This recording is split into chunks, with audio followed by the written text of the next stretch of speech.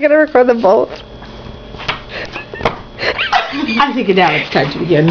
It is time to begin. Let's get the almonds out of my face. Almonds? Almonds. Okay. Is that good or is that a weird angle here? Alright. Newsies. Kid Blink has no eye patch on. Suck on that for a second.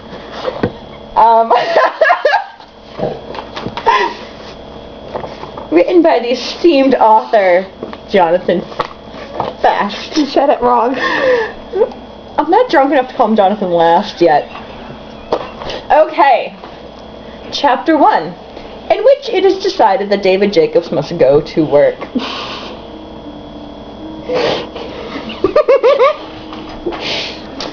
Mayor Jacobs had worked at the piano factory for 18 years, milling blanks of wood into gracefully shaped piano legs, which he also used to kill zombies. He slept little and worked long hours to give his family a better life. One night, clumsy with fatigue, he accidentally let the saw blade cut into the fleshy part of his hand beneath the thumb. So that's what, like right here? Maybe here? I don't know. It doesn't matter, because this isn't really how it happened to begin with. Anyway, it would be months before he recovered use of his fingers, the doctor told him. The foreman at the piano factory expressed his sympathy, then fired him and hired a younger man who could work harder and faster. That's what she said. That was how they ran businesses back then, in the summer of 1899. Mayer, his wife Esther, their daughter Sarah, who was 16, and their son David, 15, sat around the kitchen table with its checkered oilcloth spread, trying to figure out how they would deal with their crisis. The youngest child, Les, was supposed to be asleep on the makeshift bed in the corner, but he was only pretending, as he tends to do. Exactly. My love, you drive me big. David, what is this? Okay. He knew that urgent family matters were being decided, and he didn't want to miss a word of it. How could a boy sleep with something so exciting going on? It's not like it's fucking Christmas or the circus. Like, this is not exciting, this is sad. What the hell? Jonathan Fast has very odd definitions of what exciting means. Before the accident, Mayer had been bringing home $2 a day, a salary slightly above average for those times. Sarah and Esther made another 50 cents apiece. Crocheting lace doilies. Of that money, half had gone for food, 40 or 50 cents for shoes and clothing, and another 30 cents for lodging. That's pretty cheap. By 2012 standards, anyway. It's like a rat hole in the corner. What was left, minus a few pennies to buy Les a red wooden top, or some pretty ribbons for Sarah's hair, had been deposited directly into the cookie jar. How come David doesn't get anything?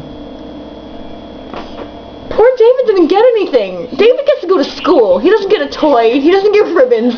David gets school. But at the end, he gets Jack. At the end, he gets Jack. That savings institution now yielded back $4.87. By watching every penny, Esther thought she could make it last a week. And after that, what would they do? They could almost hear the wolf howling at the door.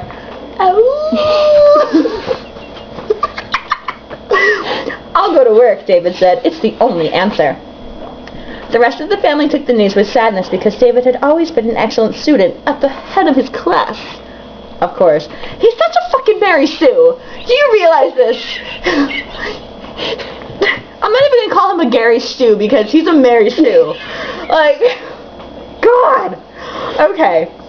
The Jacobses knew. That's awkward to say. The Jacobses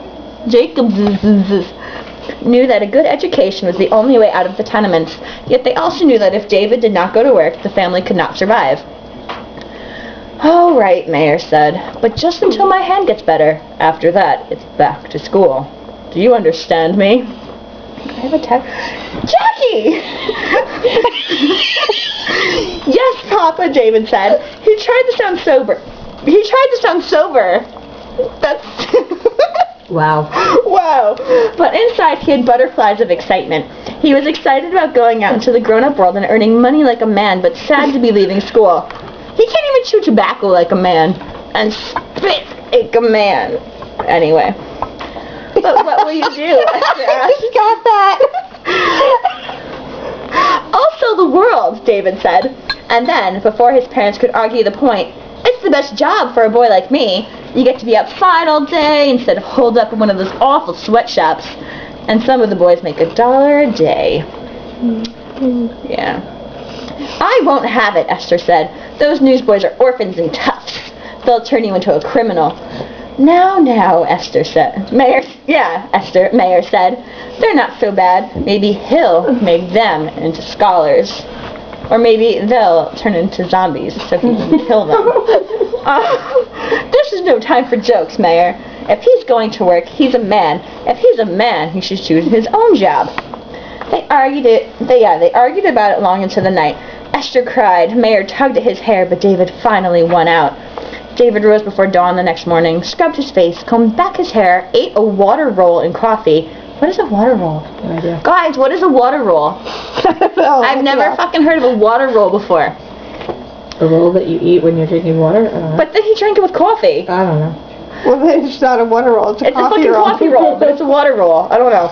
And took a dime out of the cookie jar to pay for his papers, as they agreed he would the night before. The rest of the family was still asleep, or so David thought, as he skipped down the tenement stairs, feeling very much the man of the family. Not if you're skipping down the stairs. Down the tenement stairs.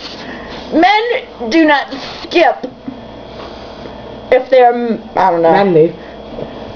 If I say somebody's not being manly, I'm gonna get told I'm a bad feminist.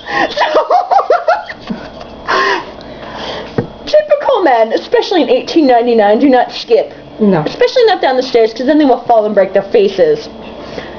Note to self, never skip down the stairs. Whatever. He stepped out the front door into the hubbub of the street. There were horse-drawn carts and peddlers with push carts selling their wares, but something was wrong. I don't have a definition of water roll. I'm just stuck at, but something was wrong. I know it's not zombies, but whatever. David could feel it in the short hairs on the back of his neck. This is really sounding like zombies, you guys. He turned around slowly, and there was Les, all dressed in his knickers, tagging along behind him. Wasn't it just like a little brother spoiling everything at a time like this? What are you doing here? David demanded. Get back upstairs. Go back to sleep. Les shook his head. As is often the case with brothers, while David considered Les a pest, Les worshipped David and wanted to copy him in everything he did, from the way he shot marbles to the way he combed back his hair. Like so. So it should have come as little surprise when Les announced that, rather than going to school that day, he was planning to sell the world too. Guys, this is July, okay? Why is he in school in July? They didn't have year-round school then. Right, they didn't have year-round school then, especially not in New York City. It doesn't say it yet, but I could definitely assure you that it's not a Hebrew school. I don't know, did they even have Hebrew school in July? No, it's during the school year. Okay, so he's not in regular school, he's not in Hebrew school, and he's obviously going to public school. Maybe he's not going Newsies school. Newsies school. He's in the Jonathan Fast school of horribleness. After threatening, bribing, and begging had all failed, David agreed to let Les accompany him to the World Building and sell one paper, on the condition that afterward. Exactly. On the condition that afterward, Les would go straight back to Mrs. O'Leary's classroom. Thrilled, Les skipped along beside his brother, whistling a tune that David found as annoying as the scraping of fingernails on a blackboard. And that is the end of chapter 1.